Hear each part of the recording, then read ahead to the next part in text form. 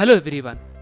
Babylon पुराने जमाने में दुनिया का सबसे अमीर शहर इसलिए था क्योंकि उस शहर के लोग बहुत ज्यादा अमीर थे। उन्हें पैसा कमाना, पैसे को संभाल के रखना और उस संभाले हुए पैसे को अच्छी जगह इन्वेस्ट करना और उससे और ज्यादा पैसे बनाना बहुत अच्छी तरह से आता था। और उसी शहर में उस शहर का सबसे अमीर आदमी था अरकाद, जो कि बहुत दयालु था। वो दिल खोल के खर्चा करता था। उसके पास बहुत सारा पैसा था, लेकिन फिर भी उसका पैसा कभी खत्म नहीं होता था। वो गरीबों में पैसे बांटता था, पर कभी ऐसा हुआ नहीं कि उसे पैसे की तंगी हो, बल्कि उसकी दौलत और ज्यादा बढ़ती जाती थी। एक दिन क्या हुआ, उसके कुछ दोस्त उसके पास आए और उससे पूछने लगे कि अरकाद, तुम हमेशा हमारे साथ रहे, हमारे साथ खेले, हम सब का बचपन एक जैसा था, हमने बचपन गरीबी में काटा था। एक वक्त था जब तुम हमसे भी ज्यादा गरीब हुआ करते थे, लेकिन आज तुम इस शहर के सबसे अमीर आदमी हो। तो तुम हमें बताओ कि तुमने इतना सब कैसे हासिल किया। एक वक्त था जब तुम्हारे पास कोई पैसे नहीं होते थे, लेकिन आज तुम अच्छा अच्छा खाते हो, अच्छा अच्छा पहनते हो। तो तुम हमें बताओ कि तुम अमीर कैसे बने। तो इसमें अरकाद ने कहा, मैं तुम्हें जरूर बताऊंगा मेरे दोस्तों, क्योंकि तुमने इतने सालों में पैसे या फिर दौलत बनाने के जो कायदे हैं वो नहीं सीखे, जिसे मैं तुम्हें अपनी जिंदगी की कहानी से बताऊंगा। ये तब की बात है जब मैं काफी यंग था और मैंने सोचा कि मुझे पैसे कमाने के लिए कोई काम करना पड़ेगा, क्योंकि पैसा तुम्हें बहुत सारी पावर देता है। तो उसी तरह मैंने पत्थरों पे लिखने का काम किया। मैंने बहुत महीने तक उन पे लिखा, लेकिन उससे जो मुझे पैसे मिलते थे उन्हें मैं बचा नहीं पाता था। वो सारी चीजें मेरी जरूरतों पे खर्च हो जाती थी, जैसे कि खाना,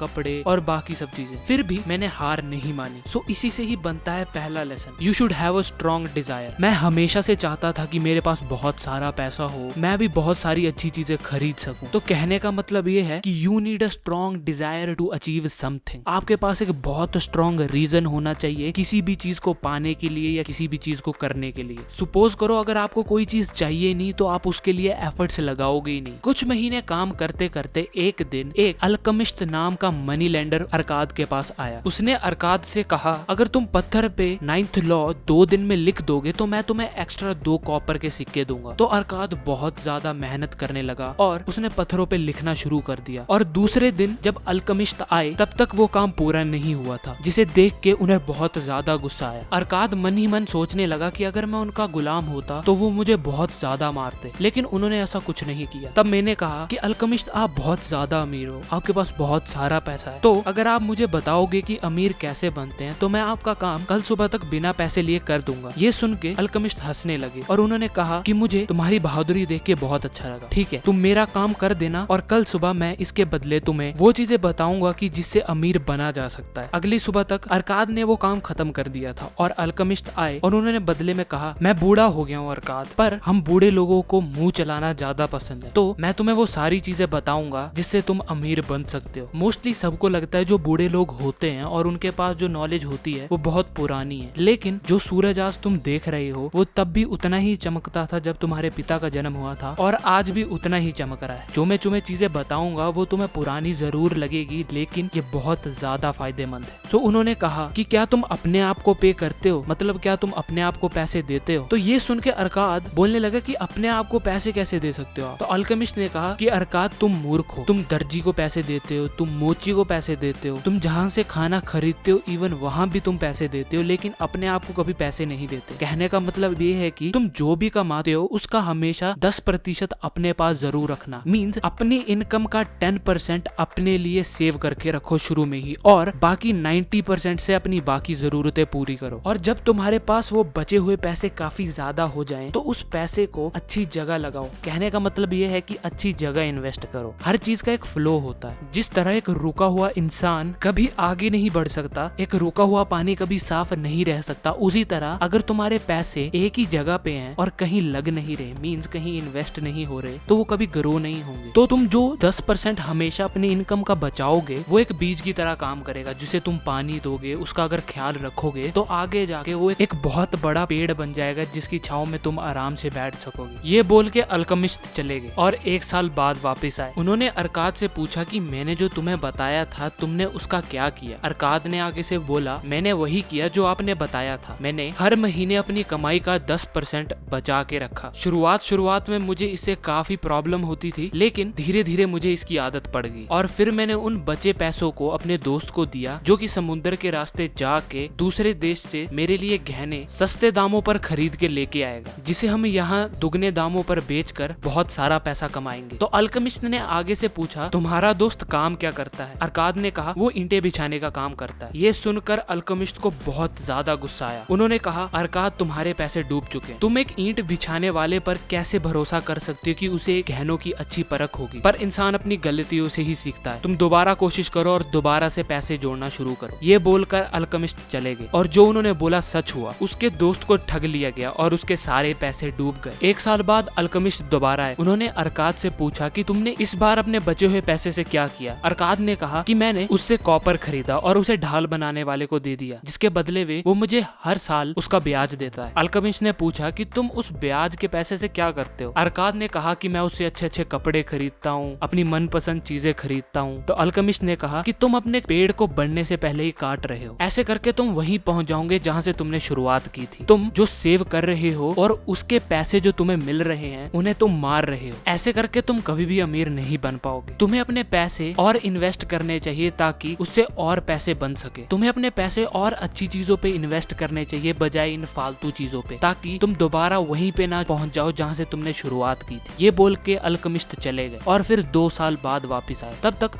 अरकाद ने ऐसी बहुत सारी इन्वेस्टमेंट कर ली थी जिसे वो काफी अच्छा कमा रहा था। इस बार अरकाद ने कहा कि मैं उतना तो नहीं कमा रहा, लेकिन मेरी इन्वेस्टमेंट और मेरी इन्वेस्टमेंट की इन्वेस्टमेंट से भी मुझे बहुत सारे पैसे आ रहे हैं। ये कहकर अल्केमिस्ट ने कहा कि अरकाद, मैंने जो तुम्हें अमीर बनने के कायदे सिखाए थे तुमने उन्हें काफी अच्छी तरह सीख लिया है। अल्केमिस्ट ने कहा कि अरकाद, मैं बहुत बूढ़ा हो चुका हूँ और मेरे बच्चे भी आए दिन झगड़ते रहते हैं, तो क्यों ना तुम मेरा बिजनेस संभालो। ये बोलकर उन्होंने मुझे अपना पार्टनर बना लिया और जब वो गुजर गए तब मुझे उनकी वसीयत से कुछ हिस्सा भी मिला। सो इस पूरी कहानी में हमें 4 की लेसन सीखने को मिलते हैं, जिसके अंदर सबसे पहला पॉइंट है डिजायर। अगर अरकाद कभी भी अमीर बनने के बारे में नहीं सोचता तो वो अल्केमिस्ट से कभी नहीं पूछता इसके बारे में। सो मीन्स कुछ करने के लिए आपके पास एक बहुत स्ट्रॉन्ग डिजायर होना चाहिए। पॉइंट नंबर 2, अपनी इनकम का 10% हमेशा सेव करें और बाकी उस 90% से अपने खर्चे चलाएं। पॉइंट नंबर 3, जब भी आप कभी इन्वेस्ट कर रहे हो तो सिर्फ उन्हीं की एडवाइस ले जो कि उस एक पर्टिकुलर फील्ड में एक्सपर्ट है। अगर आपको हीरो के बारे में जानना है तो आप एक जौहरी या फिर ज्वेलर के पास जाओगे, किसी पे भी भरोसा मत कर लो। पॉइंट नंबर 4, आपको जो पैसे मिल रहे हैं आपकी इन्वेस्टमेंट से उसे इन्वेस्ट करो बजाय फालतू चीजों पे खर्च करने के लिए जो सिर्फ आपको कुछ टाइम के लिए प्लेजर देती है, जैसे कपड़े, महंगी चीजें। आप खर्चा करो लेकिन अननेसेसरी थिंग्स पर नहीं। सो आज की बुक समरी में सिर्फ इतना ही। मैंने जो आपको बातें बताई हैं और जिस बुक से बताई हैं उस बुक का नाम है the richest man in the Babylon, जो कि बहुत अमेजिंग बुक है। और इस बुक के अंदर बहुत और ऐसी अमेजिंग फाइनेंशियल फ्रीडम के लिए चीजें बताई गई हैं जो कि बहुत ज्यादा वैल्यूएबल है, जिसे